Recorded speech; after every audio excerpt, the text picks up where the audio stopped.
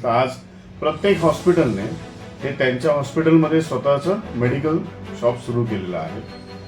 जर तिथले जे हॉस्पिटलचे कोणी नर्सेस आहेत, वॉर्ड बॉय आहेत किंवा जे तिथले प्रतिनिधी असतात हे आपल्याला सांगतात की तुम्ही बाहेरून औषधं आणू शकत नाही, तुम्हाला औषधं जी आहेत ती आमच्याच मेडिकलमधून घ्यावी लागतील, तुम्हाला बाहेरची औषधं घेता येणार नाही. तर तिने या रुग्णालयांनी त्यांच्याच मेडिकलमधून औषधं घ्यावीत असं सक्ती करणं रुग्णालयांनी पेशंटच्या नातेवाईकांना हे कुठे नियमात बसतं का, तर त्याची आम्ही माहिती घेतली. नमस्कार मित्रांनो, मी प्रशांत प्रभाकर गावडे.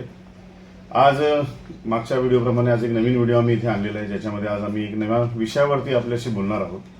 आजचा जो विषय आमचा आहे तो आहे हॉस्पिटल्सचा जो मुद्दा असतो बिलाच्या संदर्भातला.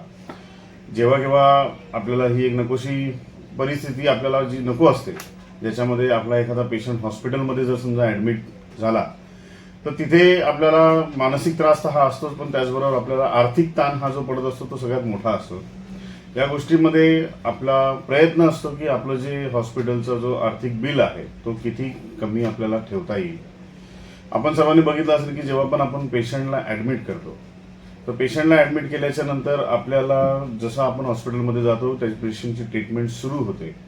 ट्रीटमेंट सुरू झाल्याच्या नंतर आपल्या हातामध्ये डॉक्टरांकडून किंवा जे जे नर्सेस असतात त्यांच्याकडून आपल्याला एक पावती दिली जाते, ज्याच्यामध्ये औषधांची ट्रीटमेंट जी आहे, जी औषधं लागणार त्याची एक पावती दिली जाते. आज तुम्ही बघितलं असेल की जेव्हा पण केव्हा तुम्ही कुठल्या हॉस्पिटलमध्ये आपल्या पेशंटला ॲडमिट केलं असेल तर आज प्रत्येक हॉस्पिटलने हे त्यांच्या हॉस्पिटलमध्ये स्वतःचं मेडिकल शॉप सुरू केलेलं आहे. जर समजा तुम्ही बघायला गेला की आज आपल्याला असं वाटत असतं की आज आपलं बाहेर जर एखादं ओळखीचं मेडिकल असेल, कारण थोडी जरी समजा 10-15%, 20% जरी आपल्याला ओळखीच्या मेडिकलवाल्याकडून जर समजा डिस्काउंट मिळाला तर आपलं जे होणारं बिल आहे ते कमी होईल. या आशेपायी आपण असा विचार करत असतो की आपण आपल्या ओळखीच्या मेडिकलवाल्याकडून जाऊन ही औषधं घेऊन यावी.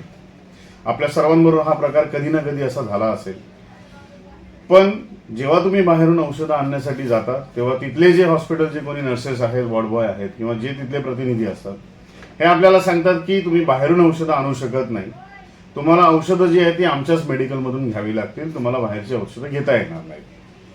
अशा वेळी आपण अडलेलो असतो. आपल्याला आपला पेशंटचा जो जीव आहे किंवा त्याची जी काळजी असते त्याच्यापोटी आपल्याला बाहेर जी औषधं 10%, 15% किंवा 20% डिस्काउंटने मिळत होती ती न घेता आपल्याला ती त्यांच्याच मेडिकल स्टोअरमधून घ्यावी लागतात, ते पण जे किंमत ती सांगतात त्या किमतीमध्ये.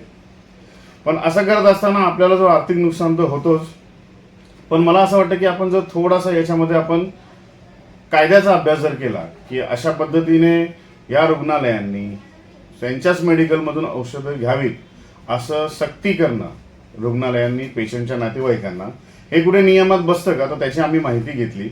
तर त्याची माहिती घेतल्याच्या नंतर माझ्या हातामध्ये तुम्ही आता हे जे पत्रक बघताय हे अन्न आणि औषध प्रशासन विभाग महाराष्ट्र राज्य यांचं हे पत्र आहे, त्यांचं हे परिपत्रक आहे. खरं म्हणजे हे परिपत्रक जे आहे हे दिनांक 9/12/2022 रोजी अन्न आणि औषध प्रशासन विभाग महाराष्ट्र राज्य यांनी काढलेलं आहे, ज्याच्यामध्ये महाराष्ट्र राज्य अन्न आणि औषध प्रशासन कायदा 1940, औषधे व सौंदर्य प्रसाधन कायदा 1940 यानुसार त्यांनी हे पत्रक दिलेलं आहे, ज्याच्यामध्ये त्यांनी स्पष्टपणे नमूद केलेलं आहे की औषधांची जी खरेदी आहे ती त्याच रुग्णालयातून करणं कसं नियमबाह्य आहे. हे परिपत्रक मी तुम्हाला वाचून दाखवतो.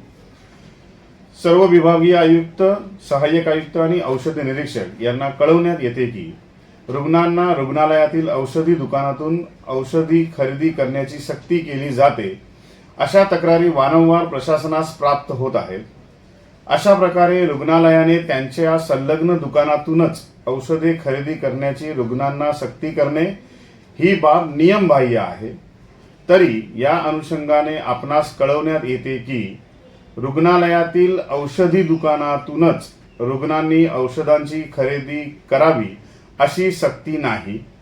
रुग्णालयातील रुग्ण व त्यांचे नातेवाईक कोणत्याही परवानाधारक औषध विक्रेत्याकडून औषधांची खरेदी करू शकतात, अशा आशयाचे फलक ठळकपणे संबंधित रुग्णालयांनी रुग्णांना दिसतील अशा पद्धतीने त्यांच्या दर्शनी भागात प्रदर्शित करावेत, अशा स्पष्ट सूचना अन्न आणि औषध प्रशासन विभागाचे आयुक्त माननीय अभिमन्यू काळे यांनी 9/12/2022 रोजी जे परिपत्रक काढलेलं त्याच्यामध्ये नमूद केलेलं आहे. म्हणजे फक्त औषधं आपण तिथून घ्यावीत हे जे असं सांगतात त्याला पूर्णपणे कायद्याने बंदी आहे, त्याला विरोध आहे. यासोबतच या परिपत्रकामध्ये स्पष्टपणे म्हटलंय की कुठलाही जो कायदा आहे, जसे जो या कायद्यात त्यांनी सांगितलं की तुम्ही सक्ती करू शकत नाही, तुम्ही बाहेरून औषध घेऊ शकता जिथून लायसन किंवा जे लिगली तुम्ही घेऊ शकता औषध, ते तुम्हाला दर्शनी भागामध्ये लावणं म्हणजे जे रुग्णांना दिसलं पाहिजे की आम्ही बाहेरून औषधं आणू शकतो लीगल दुकानातून, हे गरजेचं आहे. तर मला असं वाटतं की हा जो नियम आहे हा जर आपण प्रत्येकाने अशा वेळेला वापरला आणि हे जर परिपत्रक त्या हॉस्पिटलला दाखवलं तर त्यांच्यावरती कडक कारवाई होऊ शकते. आणि तरी जर समजा ते ऐकत नसेल तर अन्न आणि औषध प्रशासन विभाग यांच्याकडे आपण रिसर्च तक्रार करायला पाहिजे. कारण जोपर्यंत आपण तक्रार करणार नाही तोपर्यंत ही हॉस्पिटल अशा प्रकारे इतर जे गरजू नातेवाईक आहेत, जे रुग्ण आहेत, त्यांना असेच लुबाडत राहतील. जर कोणाला ह्या GRची प्रत पाहिजे असेल तर ते जाऊन ऑनलाईन सुद्धा ही काढू शकतात. जर कोणाला हवी असेल तर त्याची कॉपी आहे, तुम्ही मला लिंकमध्ये कमेंट करा, मी तुम्हाला ही कॉपी जी आहे ही मी तुम्हाला पाठवून देईन.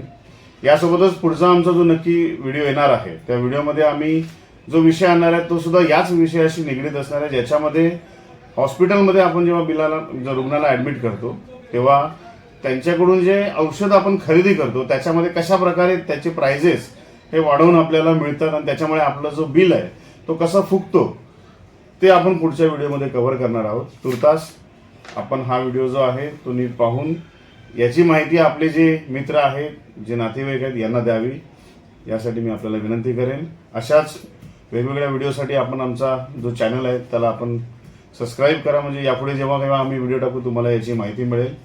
धन्यवाद. जय हिंद.